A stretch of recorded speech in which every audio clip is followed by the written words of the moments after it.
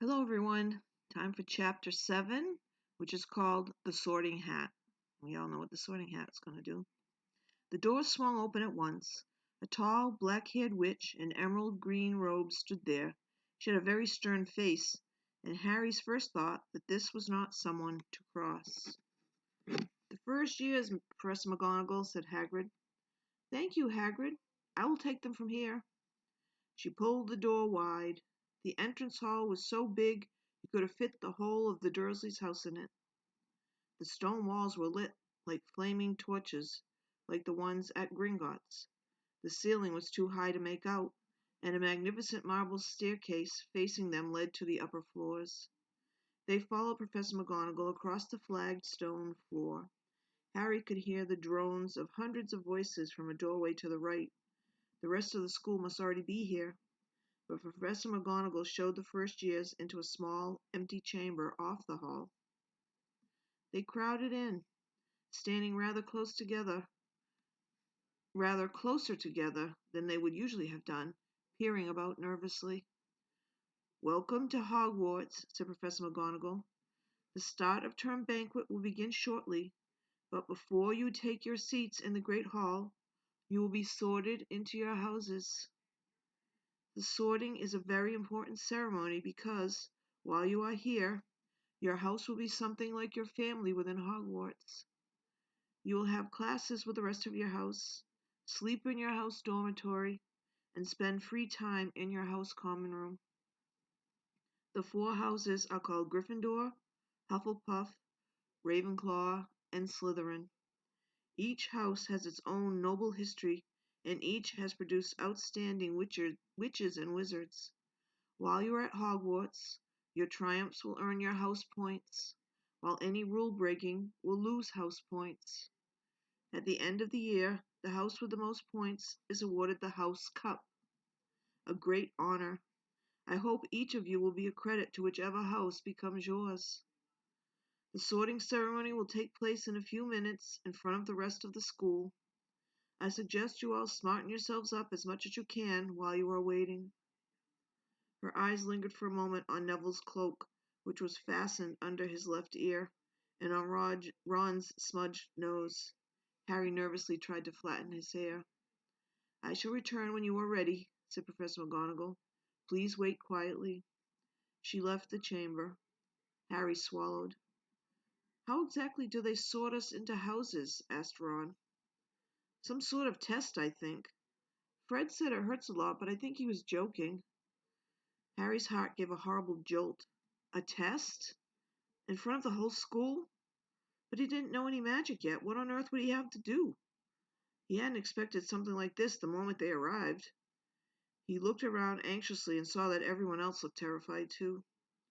No one was talking much except Hermione Granger, who was whispering very fast about all the spells she'd learned and wondering which one she'd need. Harry tried hard not to listen to her. He'd never been more nervous.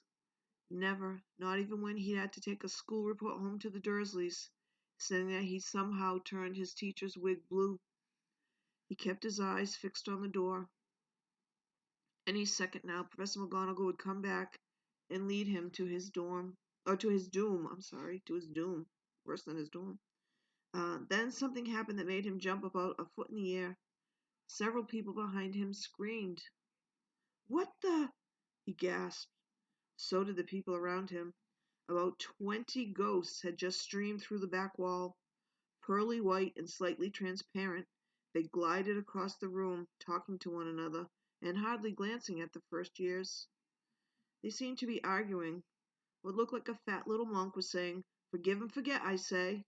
We ought to give him a second chance." "My dear Friar, haven't we given Peeves all the chances he deserves? He gives us all a bad name, and he's not really even a ghost.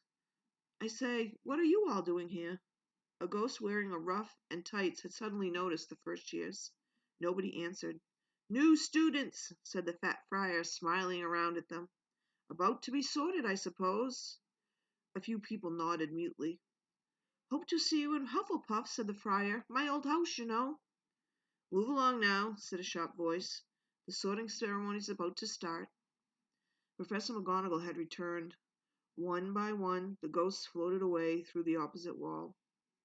"Now form a line," said Professor McGonagall, "and follow me." Feeling oddly as though his legs had turned to lead, Harry got in line behind a boy with sandy hair, with Ron behind him, and they walked out of the chamber, back across the hall, and through a pair of double doors into the great hall. Harry had never even imagined such a strange and splendid place. It was lit by thousands and thousands of candles that were floating in midair over 4 long tables where the rest of the students were sitting, just like our cafeteria. These tables were laid with glittering golden plates and goblets. At the top of the hall was another long table where the teachers were sitting. Professor McGonagall led the first years up here so that they came to a halt in a line facing the other students, with the teachers behind them. The hundreds of faces staring at them looked like pale lanterns in the flickering candlelight. Dotted here and there among the students, the ghosts shone misty silver. Mainly to avoid all the staring eyes, Harry looked upward and saw a velvety black ceiling dotted with stars. He heard Hermione whisper, "It's bewitched to look like the sky outside. I read about it in Hogwarts, a history." It was hard to believe there was a ceiling there at all, and that the great hall didn't simply open onto the heavens. Harry quickly looked down as Professor McGonagall silently placed a 4-legged stool in front of the first years. On top of the stool, she put a pointed wizard's hat.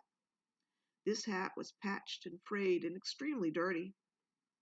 Excuse me, Aunt Petunia wouldn't have let it in the house. Maybe they had to try and get a rabbit out of it, Harry thought wildly. That seemed like the sort of thing. Noticing that everyone in the hall was now staring at the hat, he stared at it too. For a few seconds, there was complete silence. Then the hat twitched. A rip near the brim opened wide like a mouth, and the hat began to sing. "Oh, you may not think I'm pretty, but don't judge on what you see. I'll eat myself if you can find a smarter hat than me. You can keep your bowlers black, your top hats sleek and tall, for I'm the Hogwarts sorting hat, and I can cap them all. There's nothing hidden in your head the sorting hat can't see, so try me on, and I will tell you where you ought to be. You might be Gryffindor, where dwell the brave at heart. Their daring, nerve, and chivalry set Gryffindors apart. You might belong in Hufflepuff, where they are just and loyal. Those patient Hufflepuffs are true and unafraid of toil. Or yet in wise old Ravenclaw, if you've a ready mind, where those of wit and learning will always find their kind. Or perhaps in Slytherin you'll make your real friends. Those cunning folks use any means to achieve their ends. So put me on, don't be afraid, and don't get in a flap. You're in safe hands, though I have none, for I'm a thinking cap." The whole hall burst into applause as the hat finished its song. It bowed to each of the 4 tables and then became quite still again. "So we've just got to try on the hat," Ron whispered to Harry. "I'll kill Fred. He was going on about wrestling a troll." Harry smiled weakly. Yes, trying on the hat was a lot better than having to do a spell, but he did wish they could have tried it on without everyone watching. The hat seemed to be asking rather a lot. Harry didn't feel brave or quick-witted or any of it at the moment. If only the hat had mentioned a house for people who felt a bit queasy, that would have been the one for him. Professor McGonagall now stepped forward, holding a long roll of parchment. "When I call your name, you will be sorted on the hat and sit on the stool to be sorted," she said. "Abbott Hannah." A pink-faced girl with blonde pigtails stumbled out of line, put on the hat, which fell right down over her eyes, and she sat down. A moment's pause. "Hufflepuff!" shouted the hat. The table on the right cheered and clapped as Hannah went to sit down at the Hufflepuff table. Harry saw the ghost of the fat friar waving merrily at her. "Bones, Susan." "Hufflepuff!" shouted the hat again, and Susan scuttled off to sit next to Hannah. "Boot, Terry." "Ravenclaw!" The table second from the left clapped this time. Several Ravenclaws stood up to shake hands with Terry as he joined them. Brocklehurst Mandy went to Ravenclaw too, but Brown Lavender became the first new Gryffindor. and the table on the far left exploded with cheers. Harry could see Ron's twin brothers catcalling. Bulstrode Millicent then became a Slytherin. Perhaps it was Harry's imagination. After all, he'd heard about Slytherin, but he thought they looked like an unpleasant lot. He started to feel definitely sick now. He remembered being picked for teams during gym at his old school. He had always been the last to be chosen, not because he was no good, but because no one wanted Dudley to think they liked him. Finch, Fletchley, Justin, Hufflepuff. Sometimes, Harry noticed, the hat shouted out the house at once, but at other times it took a little while to decide. Finnegan, Seamus, the sandy-haired boy next to Harry in the line, sat on the stool for almost a whole minute before the hat declared him a Gryffindor. Granger, Hermione. Hermione almost ran to the school and jammed the hat eagerly on her head. Gryffindor! Shouted the hat, and Ron groaned. A terrible thought struck Harry, as horrible thoughts always do when you're very nervous. What if he wasn't chosen at all? What if he just sat there with the hat over his eyes for ages until Professor McGonagall jerked it off his head and said there had obviously been a mistake and he'd better get back on the train to go home? When Neville Longbottom, the boy who kept losing his toad, was called, he fell over on his way to the stool. The hat took a long time to decide with Neville. When it finally shouted, Gryffindor! Neville ran off still wearing it and had to jog back amid gales of laughter to give it to McDougal Morag. Malfoy swaggered forward when his name was called and got his wish at once.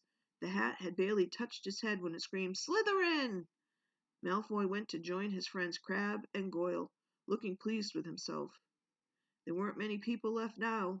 Moon, Knott, Parkinson's, then a pair of twin girls, Patil and Patil, then Perks, Sally Ann, and then at last, Potter, Harry. As Harry stepped forward, whispers suddenly broke out like little hissing fires all over the hall. Potter, did she say? The Harry Potter? The last thing Harry saw before the hat dropped over his eyes was the hall full of people craning to get a good look at him. Next second, he was looking back at the inside of the hat. He waited. Said a small voice in his ear. Difficult, very difficult. Plenty of courage, I see. Not a bad mind, either. There's talent, oh my goodness, yes, and a nice thirst to prove yourself. Now that's interesting. So where should I put you? Harry gripped the edges of the stool and thought, not Slytherin, not Slytherin. Not Slytherin, eh? Said the small voice. Are you sure? You could be great, you know. It's all here in your head. And Slytherin will help you on the way to greatness, no doubt about that. No? Well, if you're sure, better be Gryffindor! Harry heard the hat shout the last word to the whole hall. He took off the hat and walked shakily toward the Gryffindor table. He was so relieved to have been chosen and not put in Slytherin, he hardly noticed that he was getting the loudest cheer yet. Percy the prefect got up and shook his hand vigorously, while the Weasley twins yelled, We got Potter! We got Potter! Harry sat down opposite the ghost in the rough he'd seen earlier. The ghost patted his arm, giving Harry the sudden, horrible feeling he'd just plunged it into a bucket of ice-cold water. He could see the high table properly now.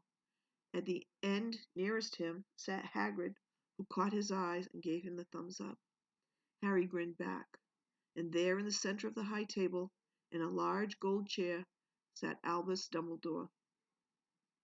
Harry recognized him at once from the card he'd gotten out of the Chocolate Frog on the train. Dumbledore's silver hair was the only thing in the whole hall that shone as brightly as the ghost's. Harry spotted Professor Quirrell, too, the nervous young man from the Leaky Cauldron. He was looking very peculiar in a large purple turban. And now there were only 4 people left to be sorted. Thomas Dean, a black boy even taller than Ron, joined Harry at the Gryffindor table. Turpin Lisa became a Ravenclaw, and then it was Ron's turn. He was pale green by now. Harry crossed his fingers under the table, and a second later the hat shouted, Gryffindor! Harry clapped loudly with the rest as Ron collapsed into the chair next to him. Well done, Ron. Excellent, said Percy Weasley pompously across Harry as Zabini Blaze was made a Slytherin. Professor McGonagall rolled up her scroll and took the sorting hat away. Harry looked down at his empty gold plate. He had only just realized now how hungry he was. The pumpkin pasties seemed ages ago. Albus Dumbledore had gotten to his feet. He was beaming at the students, his arms opened wide, as if nothing could have pleased him more than to see them all here. Excuse me. Welcome, he said. Welcome to a new year at Hogwarts. Before we begin our banquet, I would like to say a few words, and here they are. Nitwit, blubber, oddment, tweak. Thank you. He sat back down. Everybody clapped and cheered. Harry didn't know whether to laugh or not. Is he a bit mad? He asked Percy uncertainly. Mad? Said Percy airily. He's a genius. Best wizard in the world. But he is a bit mad, yes. Potatoes, Harry? Harry's mouth fell open. The dishes in front of him were now piled with food. He had never seen so many things he liked to eat on one table. Roast beef, roast chicken, pork chops and lamb chops, sausages, bacon and steak, boiled potatoes, roast potatoes, fries, Yorkshire pudding, peas, carrots, gravy, ketchup, and for some strange reason, peppermint humbugs. The Dursleys had never exactly starved Harry, but he'd never been allowed to eat as much as he liked. Dudley had always taken anything that Harry really wanted, even if it made him sick. Harry piled his plate with a bit of everything except the peppermints and began to eat. It was all delicious. That does look good, said the ghost in the ruff sadly, watching Harry cut up his steak. Can't you? I haven't eaten for nearly 500 years, said the ghost. I don't need to, of course, but one does miss it. I don't think I've introduced myself. Sir Nicholas de Mimsy Porpington, at your service. Resident ghost at Gryffindor Tower. I know who you are, said Ron suddenly. My brothers told me about you. You're nearly Headless Nick. I would prefer you to call me Sir Nicholas de Mimsy. The ghost began stiffly, but sandy-haired Seamus Finnegan interrupted. Nearly headless? How can you be nearly headless? Sir Nicholas looked extremely miffed, as if their little chat wasn't going at all the way he wanted. Like this, he said irritably. He seized his left ear and pulled. His whole head swung off his neck and fell onto his shoulder as if it was on a hinge. Someone had obviously tried to behead him, but had not done it properly. Looking pleased at the stunned looks on their faces, nearly headless Nick flipped his head back onto his neck, coughed, and said, So, new Gryffindors, I hope you're going to help us win the house championship this year. Gryffindors have never gone so long without winning. Slytherin have got the cup 6 years in a row. The Bloody Baron's becoming almost unbearable. He's the Slytherin ghost. Harry looked over at the Slytherin table and saw a horrible ghost sitting there with blank, staring eyes, a gaunt face, and robes stained with silver blood. He was right next to Malfoy, who, Harry was pleased to see, didn't look too pleased with the seating arrangements. How did he get covered with blood? Asked Seamus with great interest. I've never asked, said nearly headless Nick delicately. When everyone had eaten as much as they could, the remains of the food faded from the plates, leaving them sparkling clean as before. A moment later, the desserts appeared. Blocks of ice cream in every flavor you could think of. Apple pies, treacle tarts, chocolate eclairs, and jam donuts, trifle, strawberries, jello, rice pudding. As Harry helped himself to a treacle tart, the talk turned to their families. I'm half and half, said Seamus. Me dad's a Muggle. Mum didn't tell him she was a witch till after they were married. Bit of a nasty shock for him. The others laughed. What about you, Neville? Said Ron. Well, my gran brought me up and she's a witch, said Neville. But the family thought I was all Muggle for ages. My great-uncle Algy kept trying to catch me off my guard and force some magic out of me. He pushed me off the end of the Blackpool Pier once and nearly drowned. But nothing happened until I was 8. Great-uncle Algy came round for dinner and he was hanging me out of an upstairs window by the ankles when my great-auntie Enid offered him a meringue and he accidentally let go. But I bounced. all the way down the garden and into the road. They were all really pleased. Gran was crying, she was so happy. And you should have seen their faces when I got in here. They thought I might not be magic enough to come, you see. Great Uncle Algy was so pleased, he bought me my toad. On Harry's other side, Percy Weasley and Hermione were talking about lessons. I do hope they start right away. There's so much to learn. I'm particularly interested in transfiguration, turning something into something else. Of course, it's supposed to be very difficult. Oh, you'll be starting small, just matches into needles and that sort of thing. Harry, who was starting to feel warm and sleepy, looked up at the high table again. Hagrid was drinking deeply from his goblet. Professor McGonagall was talking to Professor Dumbledore. Professor Quirrell, in his absurd turban, was talking to a teacher with greasy black hair, a hooked nose, and sallow skin. It happened very suddenly. The hook-nosed teacher looked past Quirrell's turban straight into Harry's eyes, and a sharp, hot pain shot across the scar on Harry's forehead. Ouch! Harry clapped a hand to his head. What is it? Asked Percy. Nothing. The pain had gone as quickly as it had come. Harder to shake off was the feeling Harry had gotten from the teacher's look, a feeling that he didn't like Harry at all. Who's that teacher talking to Professor Quirrell? He asked Percy. Oh, you know Quirrell already, do you? No wonder he's looking so nervous. That's Professor Snape. He teaches potions, but he doesn't want to. Everybody knows he's after Quirrell's job. Knows an awful lot about the dark arts, does Snape. Harry watched Snape for a while, but Snape didn't look at him again. At last, the desserts too disappeared, and Professor Dumbledore got to his feet again.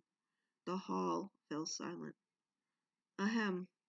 Just a few more words now that we are all fed and watered. I have a few start-of-term notices to give you. First years should note that the forest on the grounds is forbidden to all pupils, and a few of our oldest students would do well to remember that as well. Dumbledore's twinkling eyes flashed in the direction of the Weasley twins. I have also been asked by Mr. Filch, the caretaker, to remind you that no magic should be used between classes in the corridors. Quidditch trials will be held in the second week of the term. Anyone interested in playing for their house teams should contact Madame Hooch. And finally, I must tell you that this year, the third floor corridor on the right-hand side is out of bounds to everyone who does not wish to die a painful death.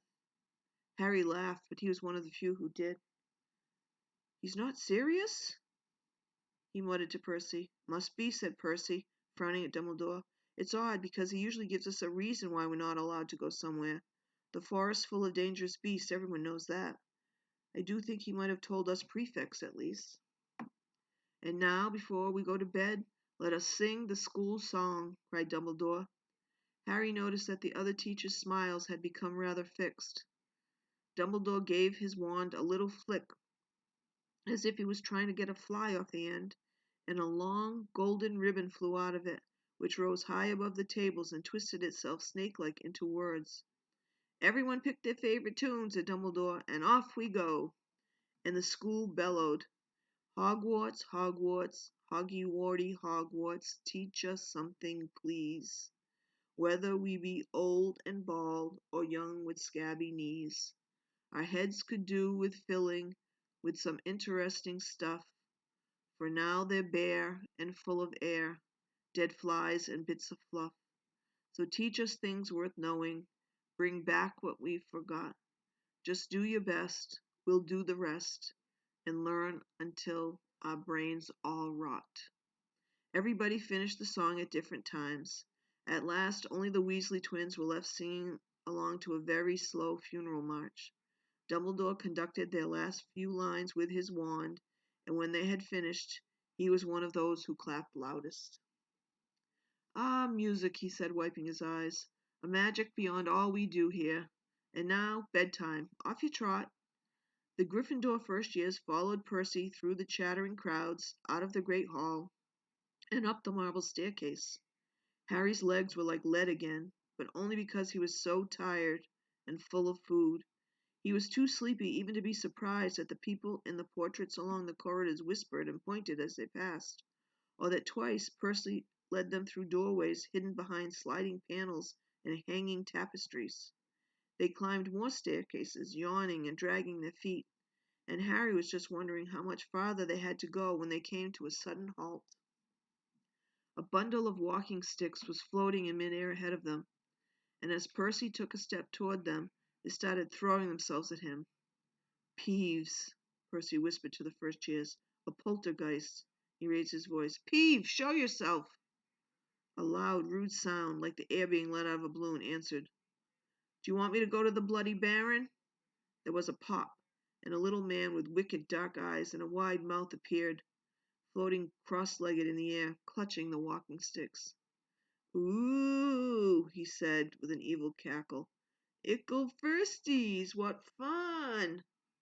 He swooped suddenly at them. They all ducked. Go away, Peeves, or the Baron will hear about this. I mean it, barked Percy. Peeves stuck out his tongue and vanished, dropping the walking sticks on Neville's head.